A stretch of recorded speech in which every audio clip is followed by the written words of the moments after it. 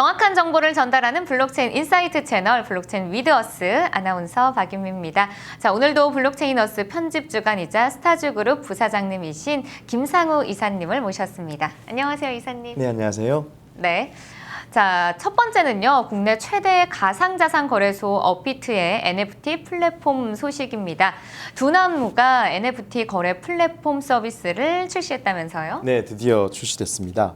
블록체인 및 핀테크 전문기업 두나무가 대체 불가능 토큰 NFT 거래 플랫폼인 업비트 NFT 베타 서비스를 출시했다고 밝혔습니다.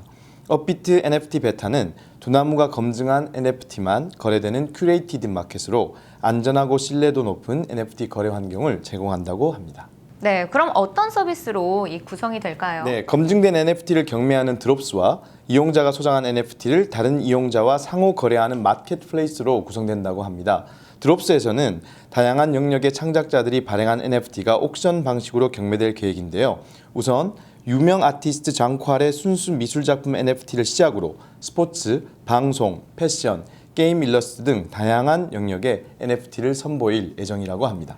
네, 이렇게 본다면 옥션도 잉글리시 옥션과 더치 옥션 이렇게 두 가지 방식으로 진행된다면서요? 네, 그렇습니다. 최저 호가에서 경매를 시작해서 최고 호가 매수 희망자에게 매도하는 방식이 잉글리시 옥션이고 최고 호가에서 시작해서 호가를 낮춰서 매수 희망자가 나오면 매도하는 방식이 더치 옥션인데요. 드롭스에서는 두 가지 방식이 모두 사용된다고 합니다.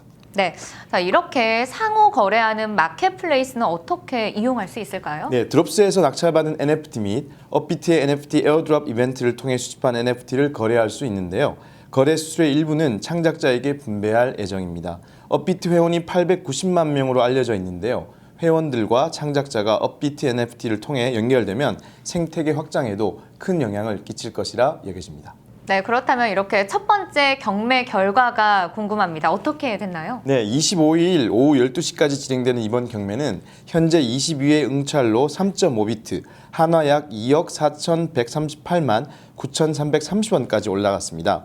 첫 입찰가가 약 0.5비트였는데요. 순식간에 3.5비트를 돌파해 그 가격이 7배나 오른 것을 확인할 수 있습니다. 다만 NFT 시장은 일반 미술 시장과는 달리 추정가, 시장가, 호가 등을 알 수 없기 때문에 정확한 수치를 알기에는 어려움을 겪을 것 같습니다. 네, 3.5비트를 돌파했다니 정말 대단합니다. 현재까지 드랍스에서는 4명의 작가를 선보였다면서요? 네, 그렇습니다.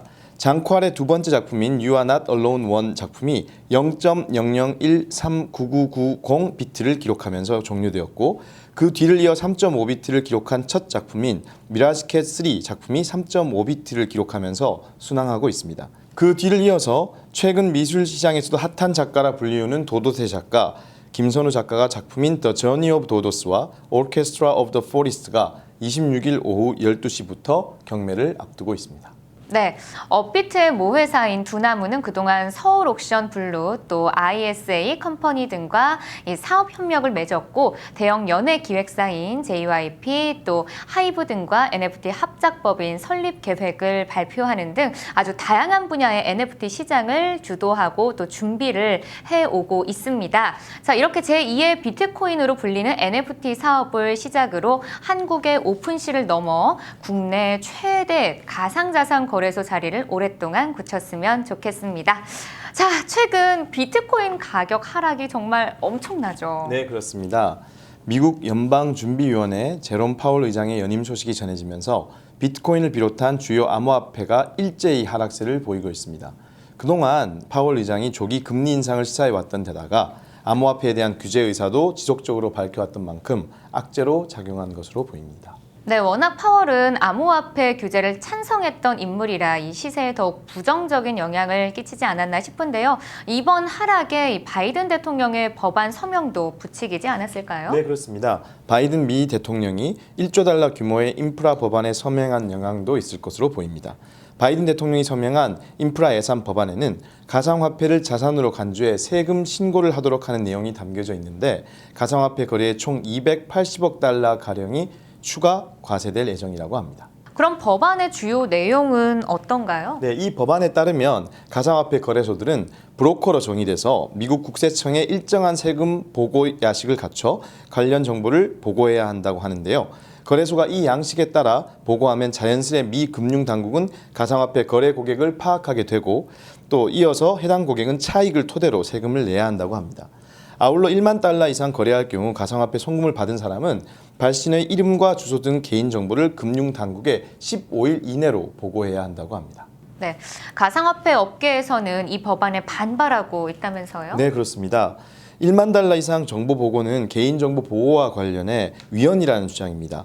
가상화폐 리서치 업체인 코인센터의 피터 발켄버그 연구팀장은 법정화폐 거래의 경우 제3자는 관리 및 감독 책임이 있어서 보고 의무를 지녀야 한다며 가상화폐처럼 P2P, 즉 개인 간 거래 방식에 보고 의무를 부과하려면 부당한 수색과 압수와 관련된 수정헌법 4조에 따라 집행영장이 있어야 된다라고 설명했습니다. 네, 장기 보유자들의 차익 실현도 있겠지만은 이 때문에 전반적인 투자 심리도 크게 위축된 상황입니다. 자, 얼마 남지 않은 이 11월을 어떻게 마감할지 궁금합니다. 자, 이번에는 지난 11월에 진행되었던 부산 머니쇼 소식입니다. 성황리에 잘 끝났죠? 네, 지난 11월 4일부터 6일까지 3일간 열렸던 2021 부산 머니쇼가 성황리에 종료되었습니다. 부산 백스코에서 진행된 이번 행사는 금융기관 관련 업체 등 70개사 170여 부스가 참여한 가운데 금융산업 전반의 최신 트렌드는 물론 가상자산 정보를 공유할 수 있는 디지털 금융과 블록체인 컨퍼런스가 주목을 받았는데요. 네. 디지털 금융시대의 특근법, 블록체인 기술의 산업 확장, 그리고 암호화폐 과세와 회계 기준의 적용이라는 주제로 강연이 열렸습니다.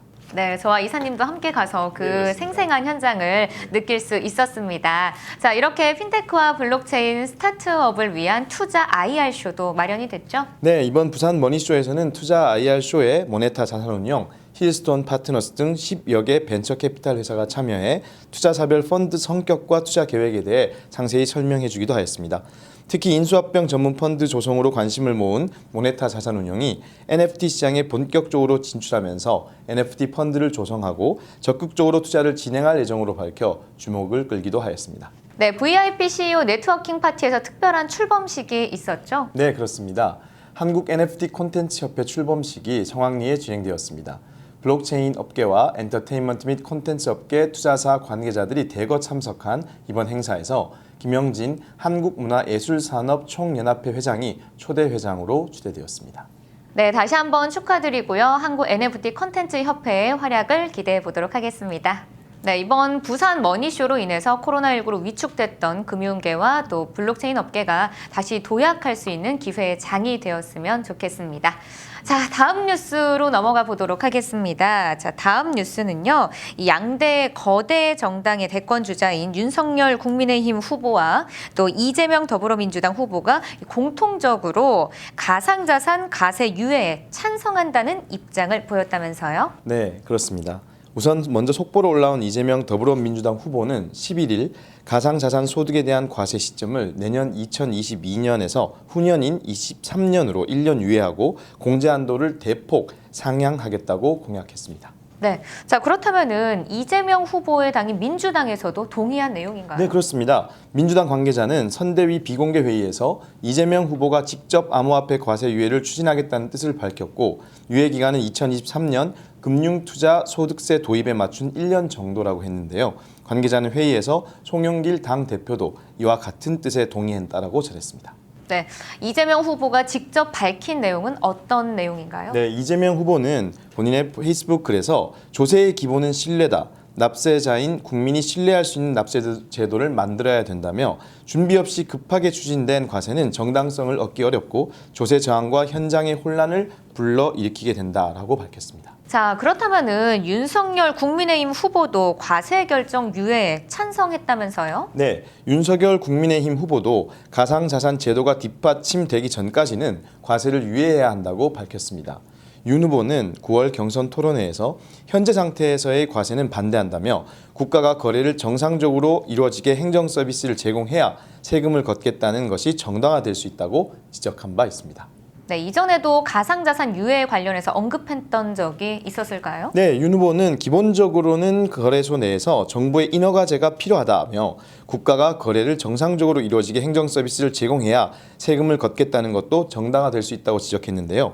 윤 후보는 지난 8월 청년 싱크탱크 세미나에 참석해 달러라는 기축통화를 보유하고 있는 미국도 가상화폐를 현실로 받아들이고 있고 거래가 방해되지 않도록 노력하고 있다며 우리도 미국의 모델을 벤치마킹해서 따라가야 한다 이렇게 밝힌 바 있습니다. 네, 윤석열 후보의 소속 정당인 국민의힘 측의 반응은 또 어떤가요? 네, 국민의힘 가상자산 TF 간사를 맡고 있는 윤창현 의원은 가상자산 유예하는 내용의 소득세법 개정안을 발의한 상태인데요. 윤 의원은 이용자 보호장치 마련이 우선이다며 그 전에 과세부터 하는 것은 형평성에 맞지 않는다라고 말한 바 있습니다. 네, 여기서 가장 중요한 거는 이 투자자 보호 제도가 가장 중요할 것 같거든요. 네, 윤 후보는 가상자산 범죄 피해 예방과 투자자 보호 역시 발빠르게 준비해야 한다며 가상자산 소득에 대한 과세 역시 가상자산에 대한 제도적 뒷받침이 충분히 이루어질 때까지 유예해야 한다고 밝혔습니다. 이어 이재명 더불어민주당 대선 후보는 이미 가상자산 시장이 형성돼서 거래가 이루어지는 현실에서 계속 외면하는 것만이 답은 아니다며 역사를 살펴봐도 신기술과 신세계를 부정한 집단은 살아남지 못했고 가상자산 시장 질서의 정상화와 투자자 보호 방안, 부정거래 차단과 같은 제도의 마련이 절실한 상황이다 이렇게 밝혔습니다. 네, 이렇게 양 후보의 가상자산 유예 관련 소식으로 인한 한동안 주춤했던 코인 시장이 장기적으로 다시 호재가 되는 소식으로 이어졌으면 하는 바람입니다. 자, 오늘도 함께해 주신 김상우 이사님 고맙습니다. 고맙습니다. 지난 19일 4대 암호화폐 거래소가 모두 제도권 안으로 들어오게 됐습니다. 업비트, 코빗, 코인원에 이어서 빗썸이 금융정보분석원의 신고 수리를 마친 가상자산 사업자가 됐는데요. 19일 FIU의 가상자산 사업자 신고 현황에 따르면 지난 9월 9일 사업자 신고를 접수한 빗썸이 2달여 만에 신고 수리를 받았고 또 원화 거래가 가능한 네 번째 암호화폐 거래소가 되었습니다. 2014년 출범한 빗썸은 국내에서 두 번째로 큰 암호화폐 거래소로 회원수 680만 명, 올 3분기까지 누적 순이익만 7,684억 원을 올렸습니다. 자, 블록체인 위더스 여기서 마치도록 하겠습니다. 시청해주신 여러분 고맙습니다.